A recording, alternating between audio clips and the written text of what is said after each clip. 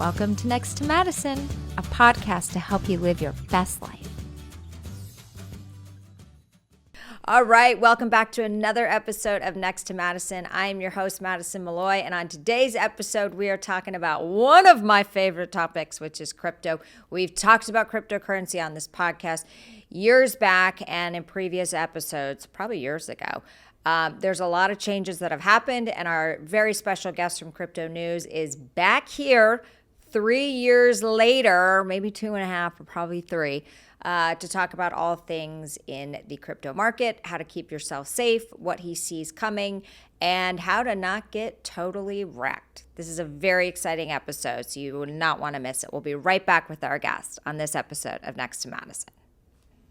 Hi, it's your host, Madison Malloy. For those of you who don't know, I've written and created a powerful collection of books to help you build confidence, shift your mindset, and attract the life you truly want.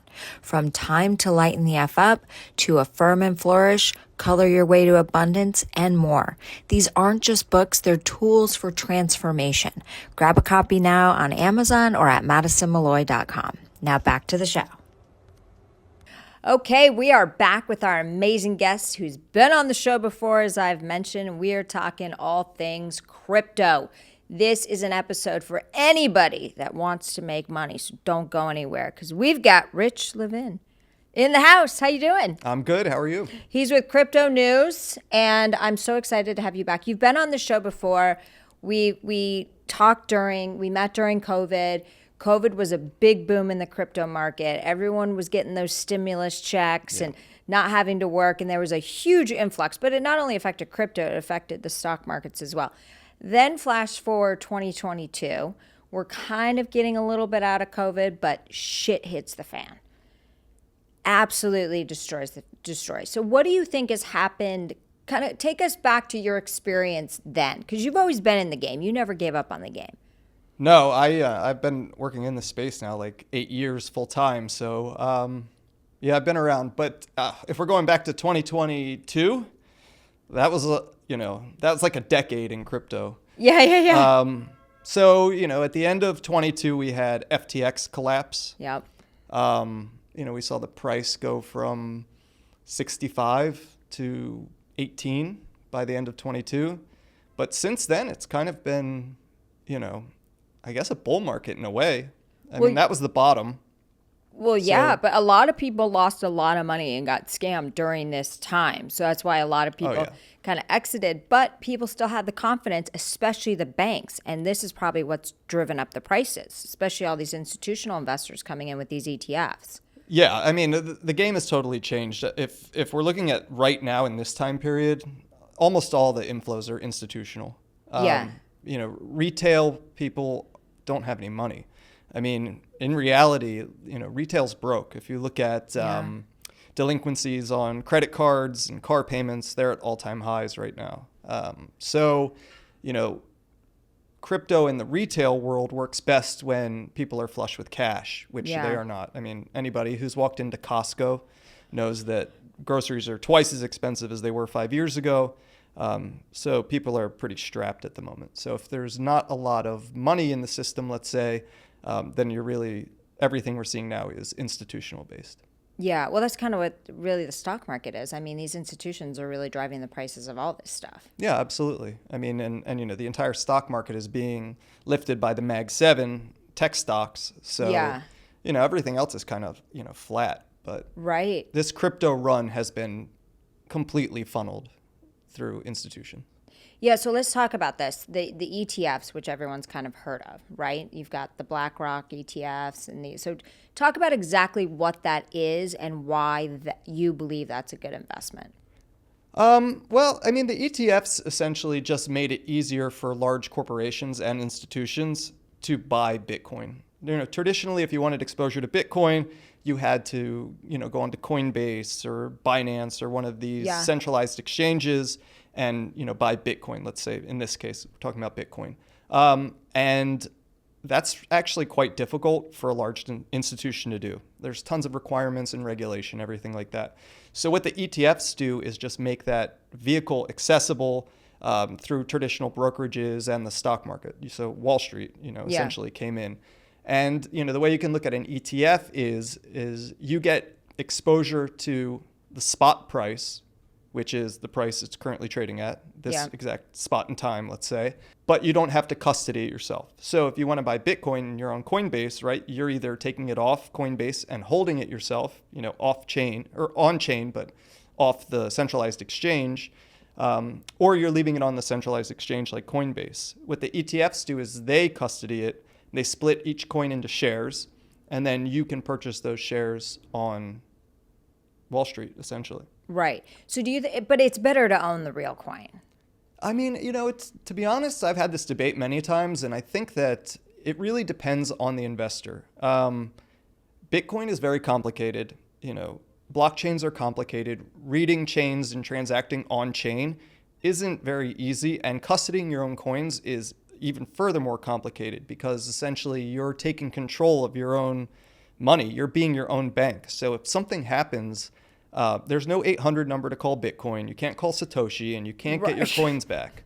So, for people who are seasoned, we prefer that because we like having control of our own coins. But for the average person, I really don't think that taking control of your own coins is the right move because it's too easy to forget your password or the seed phrases, exactly, all that stuff. Where to put your seed phrase. I've gone through countless cases with people where they completely forgot where they put it, this and that, and those coins are gone. If you lose your seed phrase or you lose access to your wallet, those coins are gone forever. There's no recourse. Now, if you just want to buy Bitcoin through your Charles Schwab account or on Robinhood, that's pretty easy to do with iBit and FBTC, Fidelity, BlackRock, any of these. Because these are part of the ETFs and they're custodying them anyway, so you can hold them in there. Yeah, exactly. And you're getting access to the spot price. So whatever if Bitcoin goes up 1%, the price of the ETF goes up 1%. It's literally tracking the price. They're tethered together. The difference is if you lose your password to get in Charles Schwab, you can call Charles Schwab and they will, get you back in, which, it's a huge problem I've seen over these years. Of people losing their access. I think that's why a lot of people were hesitant to get in at first. Yeah, totally. I mean, back in the day, you really had no option except to do that or leave it on, a centralized exchange. But look what happened to Mt. Gox. That crashed and burned. I mean, FTX is another example of crashing and burning. So I think the people who are seasoned in this space, for those particular reasons, keep their coins, in self-custody. But I don't think it's for everybody. And honestly, I don't think it's for most. Yeah, no, it makes sense. Because, I obviously, you and I, met years ago when we were doing this. And there's some stress level to it. And you got to really stay on top of it because it does move so fast. Absolutely. That if you're not consistently doing it, you just fall so far behind. Yeah. I mean, I can't even tell you. Even to this day, if I'm doing a large Bitcoin transaction, I hold my breath. And I do this all the time. Right, yeah. So if I'm holding my breath, just imagine, a layman. Well, right, especially if you're self-custodying, because it is crazy. It's great to have control of your own assets, right? Because the government can't screw it up. And Bitcoin's great because they can't print more, so they can't inflate it, and it holds the value. But, then you heard all these stories like that guy that was here in New York that was kidnapped by these other guys and was abused in that Soho apartment or something. I mean, it's insane. We really can't catch a break in this space. Right. Every scam, every crazy kidnapping, everything that happens, it's it's just another. Yeah.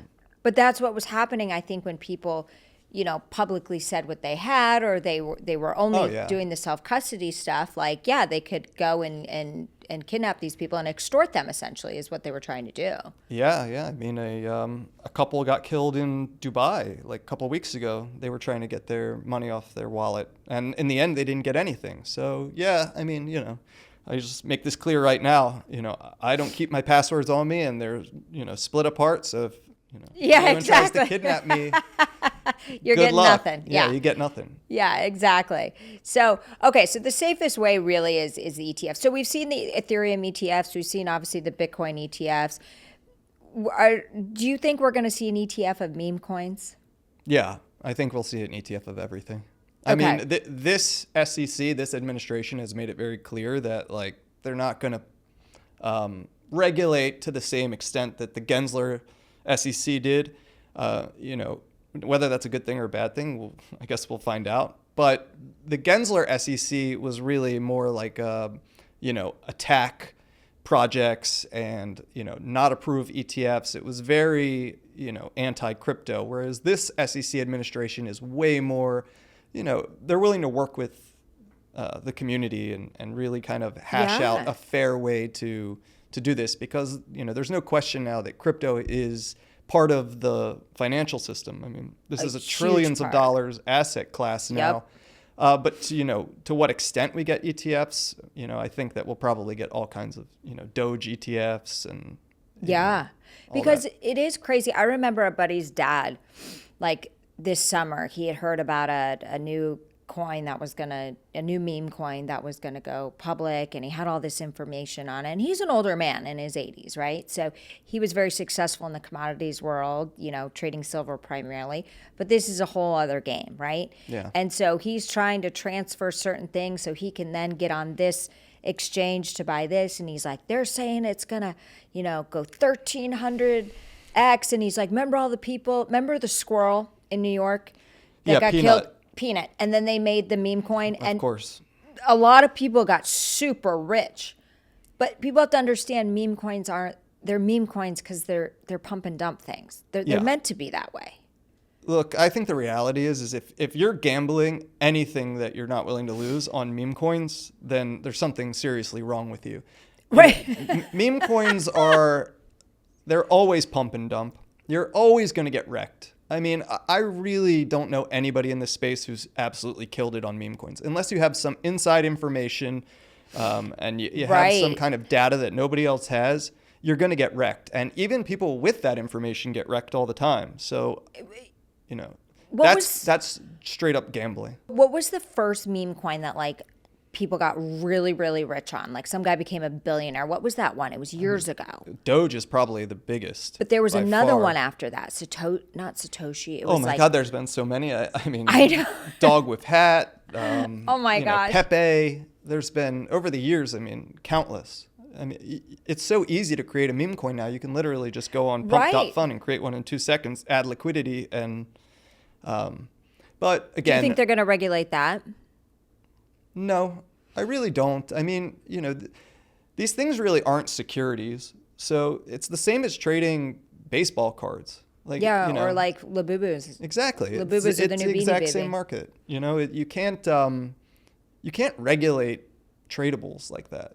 Right. Well, we determine the value, right? Exactly. Like art. Sometimes you'll see a really like that stupid dead, like that real banana that was rotting, that was taped with duct tape at the Miami Art Show or Art Basel and sold for a ridiculous amount of money. Yeah. People determine what the value is. Exactly. It's all speculators, and it's gambling, just like trading cards and Pokemon cards and Beanie Babies and Labubus, all of that stuff. Yeah. You're speculating, you hope it goes up, but all of those come crashing down. We've seen it time and time again. So do you think we'll ever have an ETF where people are like, hey, these are the meme coins that are hot. Let's group 35 of them, maybe more, into this fund. And you've got the experts, obviously, at the top that are going to know when to dump this thing?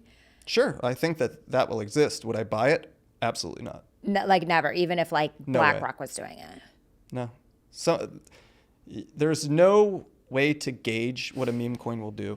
If you look at a traditional company, you can look at their, profit, earnings. You can look at all of these things and their revenue and make decisions that, that this company is worth something. Right. But, if somebody pitches you, whatever with hat, that's gambling. I don't think that there's any sense in buying any kind of ETF like that personally. Yeah. Will it exist? Probably, but. Right, there's kind of a market for everything. I'm not going to be the sucker to buy it. That's so do you buy any meme coins? Have you ever? I do, but only when the timing is right.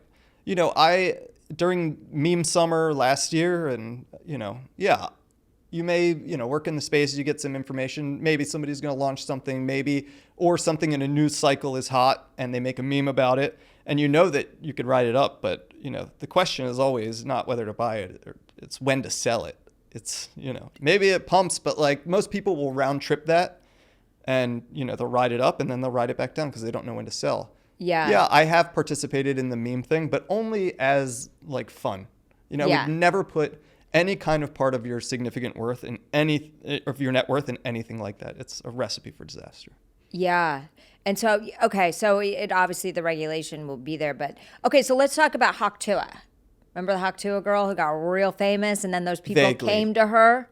Vaguely. And that's what I mean is that like I remember these things like a blurb because in the grand scheme of this market and this industry, like I was saying, a day in crypto is like a month in the real world. Things move so fast here. Haktua came and went so fast I barely even remember it, but Yeah, I think she's like trying to get famous again. But there was a huge thing. She didn't know what she was doing. She probably never even had a stock in her life. But these people came to her and they said, well, you have influence. Let's do that. So it was really these guys, and then they probably told her when to sell it. You honestly, think she was smart enough to do it? I think what happened was that she got wrecked on that too. Within every industry, you're going to have predators and bad actors, right? And you can go to a celebrity and say, hey, look, let me help you make this meme coin. Right. And we'll launch it on Solana and it'll do well. And we'll give you this many coins. Right. It could be 100 million coins. And the creators keep 90% of it. Right. They give a little to Haktua. And she does all the marketing. She pumps it. Right. People FOMO into it and buy it. And those people that made it for her, own 90%. So as the price starts pumping, they're the ones dumping it. And maybe Haktua dumped a little bit and made some money, but I guarantee you somebody behind the scenes made 100x what she did. Oh, for sure. And so I guess it was so long ago now because crypto moves so fast, but did they ever find the people that, were they held liable too, or was it mainly just her? No, these guys are in, whatever country and whatever. And to be honest, is it illegal? I guess not. I mean, not really. It's not illegal to create something that's essentially like a collectible and then launch it and hold back a certain amount. I mean, but again, this is what I mean. Like, who buys this stuff? Yeah. Okay. Speaking of collectibles, the NFTs were so hot, but they've kind of vanished.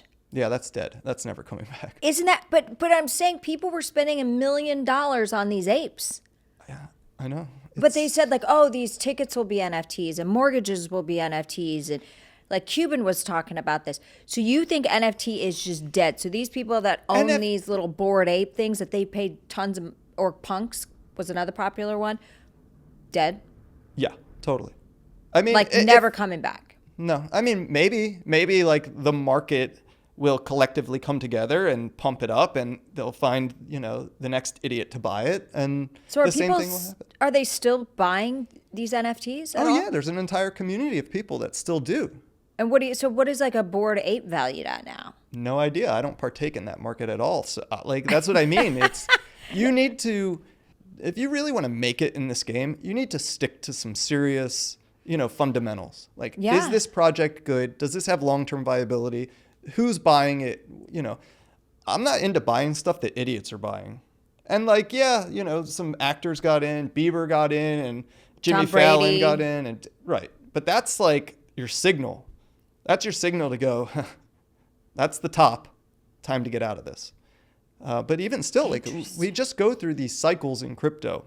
Whether it's, privacy, NFTs, RWA, meme coins, this chain, that chain. People will always try to catch the next big thing. Of course. A lot of it's fueled by greed, which is a normal human emotion, even if you're investing in the stock market or anything like that, right? Everybody wants to make more money. It's just a lot of these people just get wrecked. And that's why the industry as a whole kind of gets a bad rap a lot. Because it's too easy. There's a lot of dumb people out there investing in a lot of stupid things. And if you have this mass of people who's going to buy dumb stuff, people will make it for you. Well, of course. Absolutely. So. I think it's a lot of like the designer clothes we see. Are they really that? I mean, it's just like you're seasonally going to put this on your body. Is it really worth like these stupid bags? I know. And if you really look at it, the people who care most about all that designer stuff are poor people. Well, yeah, that's why you the richest people that I know brand names on them don't care about that. Yeah, they buy nice stuff, but they don't need it. They don't care about it. But if you walk around, New York, it seems like everybody has this bag, that bag. That it's just a flex. Shit, you go down Canal Street and you've got a zillion of these Oh, bags God. that actually are looking really authentic these days. And people are so desperate to have this to prove something Exactly. that they're willing to buy the fake thing. Yeah. It just goes to show you a lot about human nature and us Yes. as a society, where we are. It's like that's the flex. You have to have stuff. Yeah, And, it's like your status that you've... it's weird. I think the more money you make, you realize too that like the most important stuff is not stuff. It's, No. it's going places, doing things, friends, memories, all that stuff. So, but yeah, I think everyone's kind of chasing that image. Yeah, well, because everybody wants to be validated and seen, but Yeah. that's why I always talk a lot about like inner validation's the most important thing. I would Doesn't agree with matter you on what that. everybody else thinks about you. Yeah. Just focus on the work, put your head down, Yeah. But okay, so crypto's not going anywhere. Obviously, you've got your key players. Okay, we got to have some fun on the podcast, right? Can we talk about Charles Hodgkinson from Cardano? Charles. God, I've already forgotten about him. What? Yeah, of course we can talk about Cardano. Okay, because somebody told me this story. I don't know if it was you. That somebody, like, he was at a crypto conference and like banged some girl and like gave her 1 million Cardanos when it was like not even a cent, and like she ended up becoming a multimillionaire all for just having sex with Charles Hodgkinson. I mean, So maybe it wasn't you that told me that I story, don't but think I it was like, was me. that's insane. but I mean, it wouldn't shock me in the least. But that's It's- kind of like what was going on at these. You would have these girls that would show up in these crypto Oh bros yeah, and had of these course. coins. And I mean, if you go to any conference now, especially like in Dubai or we go to Or- Token 2049, you wouldn't believe what comes out of the woodwork. when you say comes out of the woodwork, are you talking like scammers, No, prostitutes? I meant like the women. They know there's a crypto conference happening. Yeah. And they know that the parties are going to be crazy, and they know that a lot of the people there are probably high net worth individuals. So So what you're saying is it's very easy to get laid at a crypto conference. yeah, but I mean, do you want to pay for it? But yeah, it sure is, of course, if that's Yeah, so Cardano was a hot coin for a while. They were talking about Bitcoin, Ethereum, and Cardano were kind of the top three, well, especially during like COVID, yeah, Cardano's dead. like dead in the water. Yeah, it's never coming back. You think I've it's already just forgotten gone? about it. Like I don't even know. Wow. 48 months ago. It's it's And that was because he was a co-founder of Ethereum. yeah. And everyone was real hot on this. So what do you think was the reason that thing just dead? It's a lot of it's dilution and copies of different of the same chain. Like, is there anything that sets Cardano apart as an actual blockchain? Does it have any kind of innovation that is groundbreaking or worthy of people really migrating to it? Yeah. No. So that's really what people need to look at is Yes, XRP is a perfect example of that, right? Let's- I work in this space and I'm constantly with people in this space and we transact on chain Yeah. all the time. Like I use the Bitcoin blockchain all the time. I use the Ethereum blockchain all the time. Solana blockchain, I use it. Yeah. I don't know anybody in any of my circles who's ever made a single on-chain transaction with XRP or Cardano. Okay, so let's talk about XRP because sometimes you still see all these social media videos about people like XRP is going to go to the moon, XRP is going to the moon, and they're gung ho on this. This was one of the original. It's also known as Ripple, right? XRP. Yeah, XRP is the token that runs the rails of Ripple, the company. So, is this thing ever going to do anything, or are people just living a pipe dream? I don't know. I mean, the only thing that I would say Ripple has going for it is Brad Narlinghouse, the CEO of Ripple, is Yeah. actually jumping in and buying up some other like TradFi companies. So there may be some integration there. But I mean, I hear the same thing with a lot of, the XRP fanboys from so long ago. They're like, oh, it's going to be the settlement layer for derivatives for BlackRock and JP Morgan. And, I can't find one person at BlackRock or JP Morgan or any of these big companies. And, we all live in the city, so we're all connected to all these friends that work at all. Yeah. I've never heard this from anybody working there. And it's been 8 years of saying this? Right. The only thing I heard recently was that JP Morgan has their own chain that they're going to be running their own coins on. So again, that's just more proof. Oh, they're developing their own chain. They already have, and it's already up and running. Yeah. Okay. So, and that's the thing too, with the rise of AI, how do you feel like it's going to affect crypto? I mean, it's going to affect everything, but like crypto especially. Yeah, I think market-wise, I think it's taken a lot of the wind out of crypto sales, just in that, people are looking to NVIDIA and Palantir and all these companies for gains in the market because they've outpaced Bitcoin recently. Yeah. But on the actual layer of AI, I don't see why AI wouldn't use crypto to do transactions with each other. Like if you're an AI, like on a blockchain, right? It's more secure. Well, it's just easier, AI doesn't need, a bank account or any of this stuff to transact if they can just use crypto and stable coins, which is the next big, thing in this space. But, if you're AI, why would you use Bank of America when you can just, live it on chain? Yeah. It's super easy for AI to do stuff that it needs to do on the blockchain. Okay. So when Bitcoin came out, people had to mine these things and it was taking up a lot of energy. And then a lot of these companies got in, they were building these mining places, they were buying these expensive miners. It was using up a ton of energy. This is before AI.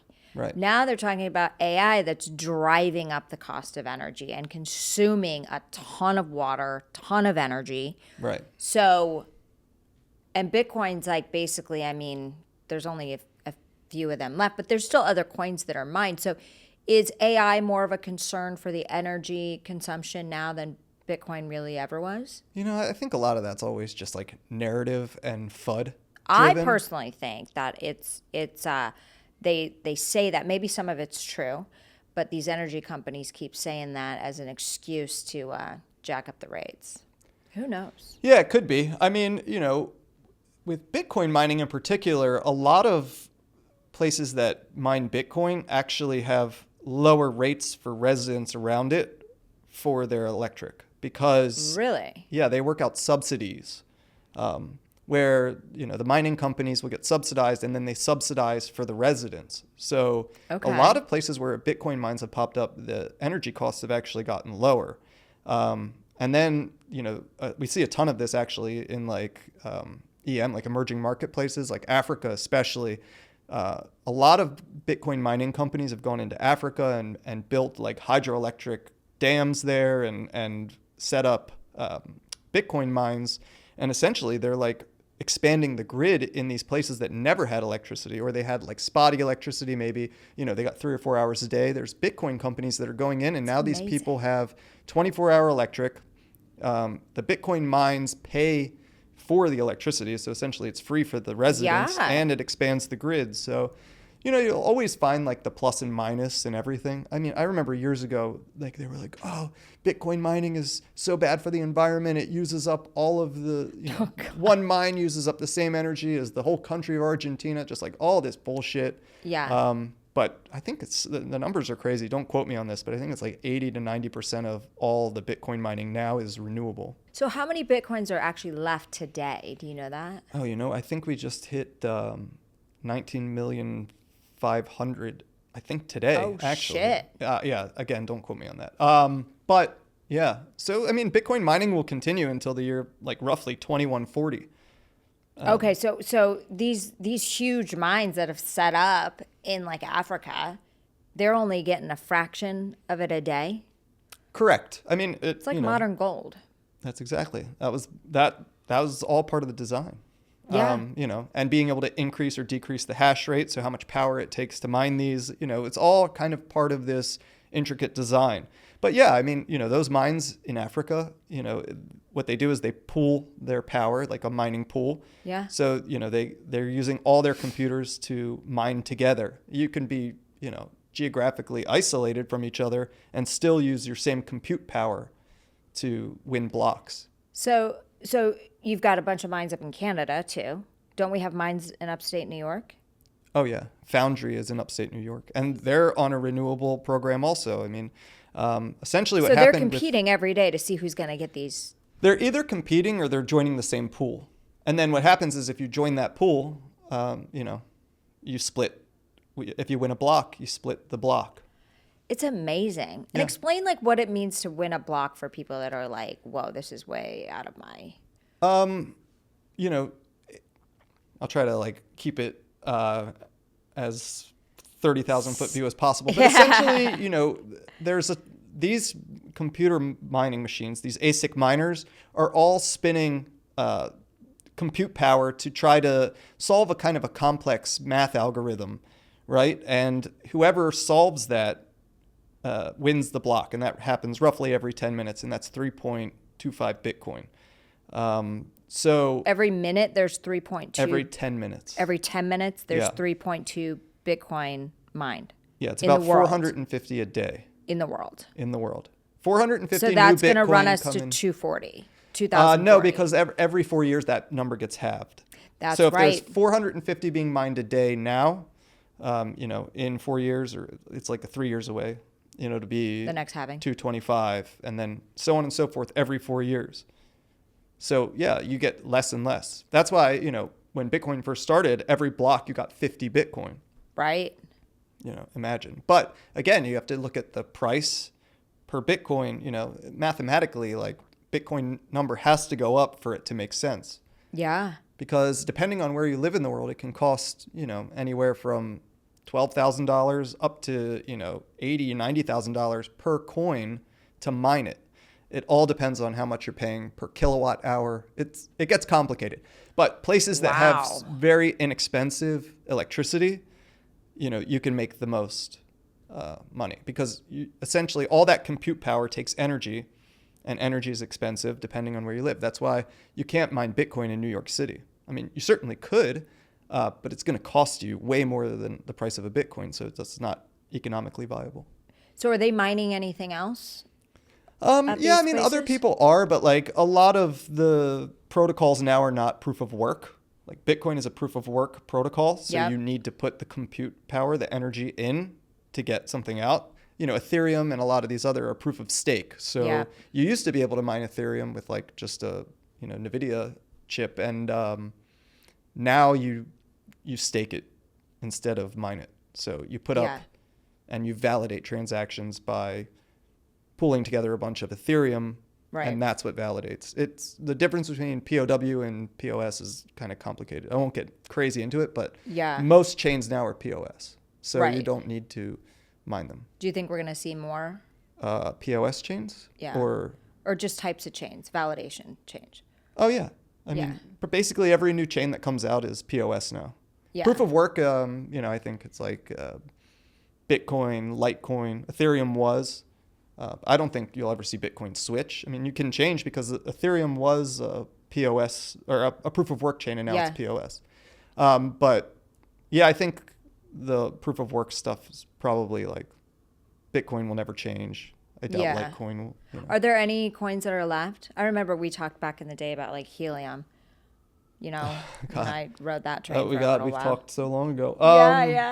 Helium. But that was a mining thing, you know. Yeah, that was a mining thing where essentially you were like mining a phone network. Yeah, well, you were creating the network. And that was an interesting project to watch. I mean, I got in early, so I did fine. But it was this mass chaos to get all these miners to set the network. And then they're like, we really only need one per hex. So basically that you could set up 20 or 30 in a hex, and then it went down to 8, then it went down to 4, and then it's like, nope, we're just basically taking the strongest one. We have all these hexes, and now we're I remember done. I don't know if it was 20 or 21, but people were paying such a premium for those mining machines. Well, and then I got one in December of 2020. It was insane. Now they're worth nothing. So they're like, you know, just. It's one of those I made things, my money back, thank God. You got to pick your battles, and you know, I mean, I've ridden stuff up and ridden it all the way back down before. You know, sometimes you win, sometimes you lose, but yeah, I don't foresee helium coming back to life. There's so many that die on a daily basis. It's like really hard to keep track of all of them. But I think that makes the average investor nervous. Like when a stock kind of goes to the market and it goes public, they feel that, you know, there's some information, there's SEC regulation around it. They've got advisors that can guide them in the right direction. with this, it's still, as much as it's got a little more regulation around it, a little more normalcy around it, we've got, administration that's supporting it. It's still a little bit of the Wild West. Absolutely, which is why I honestly tell people that, like, if you're not entrenched in this, if you don't work in this space and live in it on a daily basis, like, I wouldn't invest in any of that stuff. Like, you got to be crazy to put money into something you have absolutely no idea about. So, it sucks that people lose money, but they're just gambling at that point. Yeah. If you are interested in this space, and you got to really look at it as a long-term investor. This space moves way too fast for you to be like in and out of the market, right? You pick something that you believe in and you stick with it long time. Bitcoin, solid project. Yep. If you want to invest in crypto, just invest in Bitcoin. Figure it out. Yep. Play with it. Try to move coins on the chain. Make transactions. Understand it maybe like a fundamental level, what it does, how it works. Yeah. And once you can do that, then if you want to dabble in shit coins and do all that stuff, more power to you. But if you put any significant part of your net worth into these shit coins, like, you're just a moron. There's no. Yeah, that's just supposed to be your fun money. Yeah, you're going to get wrecked. I mean, you always have to. If you're investing in that kind of stuff, invest with money you're 100% willing to lose. And it will probably happen like that. Because there's so many people that did, on paper, they looked like, shit, I've made it, blah, blah, blah, blah. And then. Yeah. Oh, we have a saying, like, never screenshot your portfolio. Like, well, no, because, here today, gone tomorrow. Of course, like, it's at all-time high. You're looking at it, you're like, oh, my God, I'm a millionaire. And then you're like, save.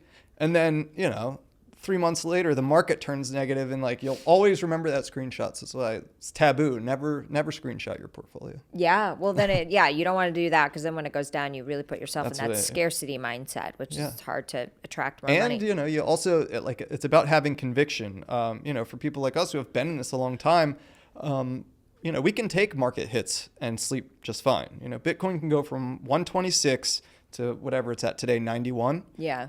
I sleep just fine. Bitcoin could go down to 70. I sleep just fine. I know the long-term fundamentals, and I know that, the market will do what the market does. When there's more liquidity in the world and in the market, things will come back up. But, right now there's a ton of macro stuff going on, and things are going to get shaken out. And a lot of times you can look to Bitcoin as the canary in the coal mine to traditional markets, right? Okay. Like the S&P, all these equities and these tech stocks are near all-time highs. Gold is pumping like crazy. Yeah. And now Bitcoin started to retrace a little bit. So that's like the low-hanging fruit of liquidity, right? It's easy to move. It's quick. So you can kind of look to that and say, maybe that the stock market's getting a little toppy.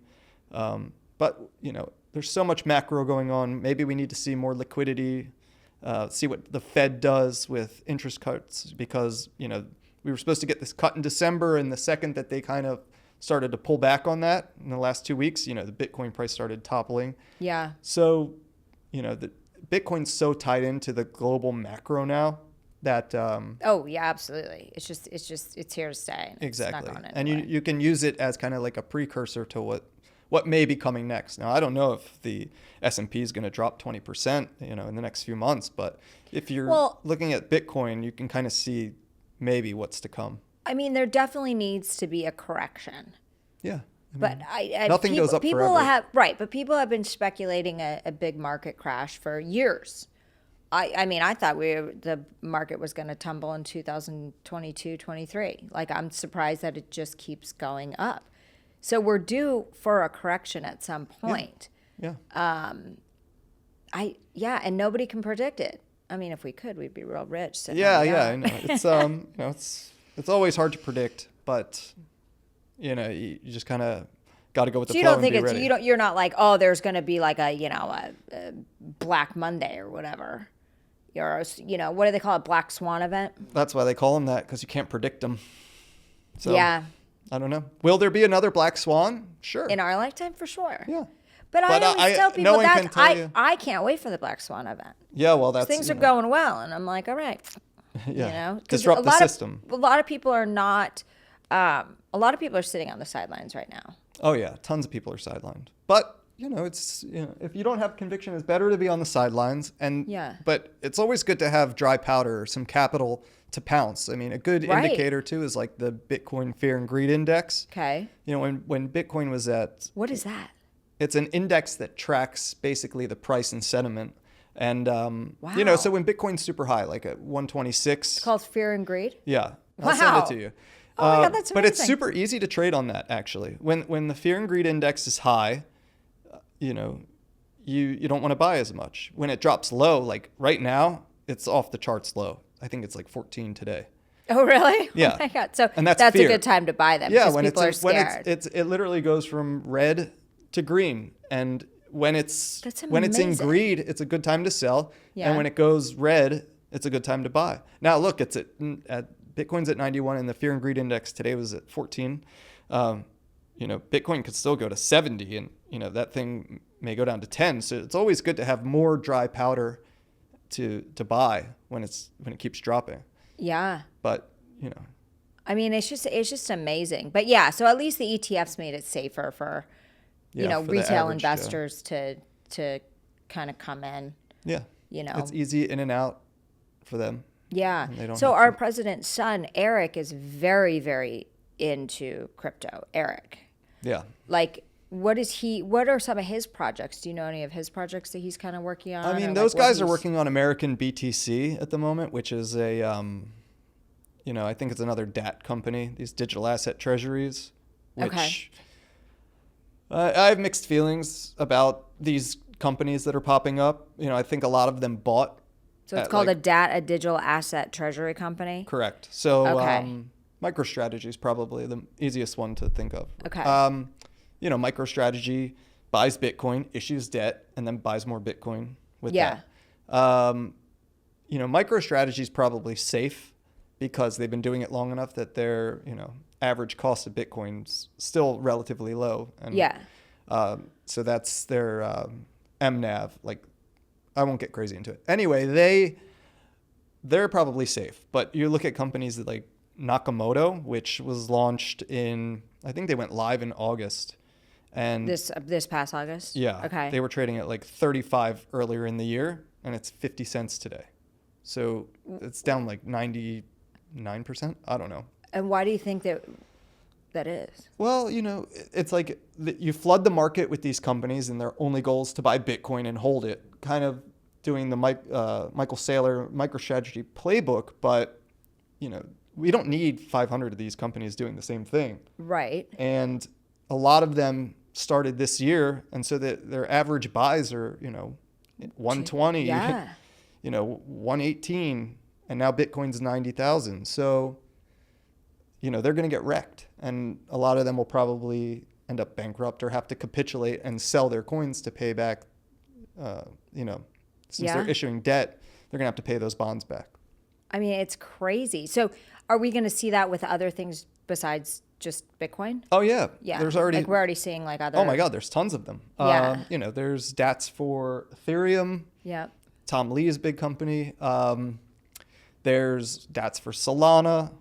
There's DATs for Hyperliquid. There's DATs Yeah. for anything. Anything you can think of, somebody's created a DAT for it. And do you like DATs or just MicroStrategies? I mean, I personally don't buy MicroStrategy. Okay. I think that's a good vessel for a lot of, before the ETFs came around, that was how like a lot of institutions and, sovereign countries were able to get Bitcoin exposure. Yeah. MicroStrategy will probably be fine, but I think a lot of DATs will get wrecked. Okay. And I personally don't need to buy MicroStrategy because I can just buy Bitcoin and Right. store it myself and Yeah. not have to worry about anybody. Bitcoin's always going to Bitcoin. It does the same thing. It does it over and over. As long as there's internet in the world, it will continue running. But when you involve DATs, you have people in Yeah. the mix. So let's talk about FOMO, because FOMO impacts the markets, especially crypto. Yeah.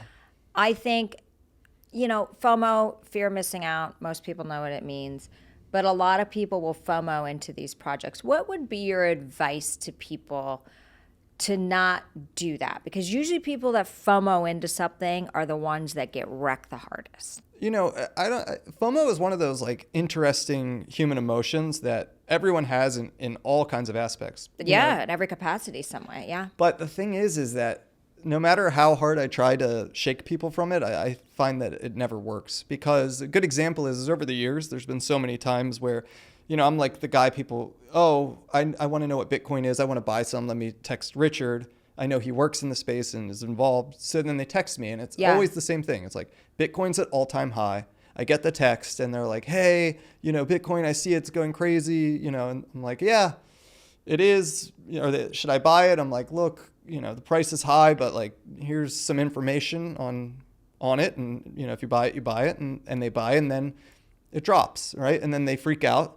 And then they either capitulate and sell, or they freak out and they're texting, blah, blah, blah. And then I don't hear anything from them for a while, right? So the price goes way down. I don't hear anything. And then the price starts going back up again.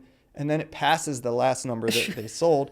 And then they text me again and they're like, hey, Bitcoin's pumping again. Should I buy? And I'm like, man, where were you the last 2 years? Like the price went from 70 to 18. Right. And the only thing you did was sell. Yeah. Why didn't you text me at 18? I don't know what the psychological hiccup is for a lot of people, but and this is so many times I get this in every cycle. Yeah. So I don't know. I really don't understand FOMO. I mean, I understand it, but I don't understand people's thought process, because I'll text people when it's low. I'm like, hey, look, Yeah. like even today's a great day to buy Bitcoin. Yeah. It's 91,000. It was 126 a month ago. So do you know how there's like insider regulations for like insider trading and like the market? There's not really for crypto right now. To an extent there is, but not so much with like Bitcoin, let's say. Yeah. There's really nothing anybody can do that's going to like move the Bitcoin market. It's so large. It's in the trillions. Well, right. Yeah, exactly. But if you have some crazy information about something that's dropping and you bet on it, it doesn't really matter if it's crypto or not. Like they can come after you, and they have in crypto 1 million times to people. Yeah. Well, good. I mean, there's so much we could cover. We could go another 2 hours. I mean, but here's the thing is like, you're going to come back on the show in a year and everything's going to be different. There is, and with the FOMO thing, I want to just tell people is like, there's always another Bitcoin. There's always another NVIDIA. What I'm saying is maybe not those companies, but there's always another opportunity that could be right for you. So don't feel that you've missed the boat, because I feel like that's another bad thing. When people feel they've missed the boat, they take themselves fully out of the game. And I think everyone should always be in the game and realize that there's always opportunity, and it's up to you to have your mindset set in abundance to where you can be prone to be exposed to those opportunities. So no, you didn't miss the boat. There's always going to be something else that might be your magic token. And if so it makes, don't give FOMO. And this is not financial advice. I've bought Bitcoin at basically every price point you can think of. And I've bought Bitcoin, 2 months ago in well over 100,000. Yeah, but you're dollar cost averaging in the whole Yeah, well, that's what I mean is like, we all get it at times. It's just, you got to have conviction, and you got to stay with it so that when the price goes back down, you still have dry powder to deploy and buy more. Excellent. All right. So where can people find you, find your publication, contact you, all that good stuff? Yeah. So Twitter's the best. Okay. X. At Bonjour Bitcoin. Bonjour Bitcoin. Yeah. Bonjour Bitcoin. I got to ask you off camera how you got that. I think I know. Wait, what was it before? It was always that.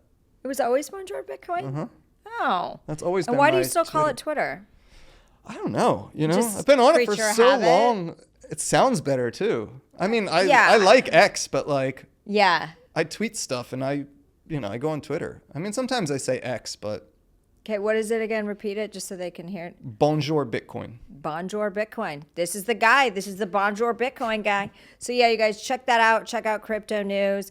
And yeah, if you have any questions, but again, not financial advice.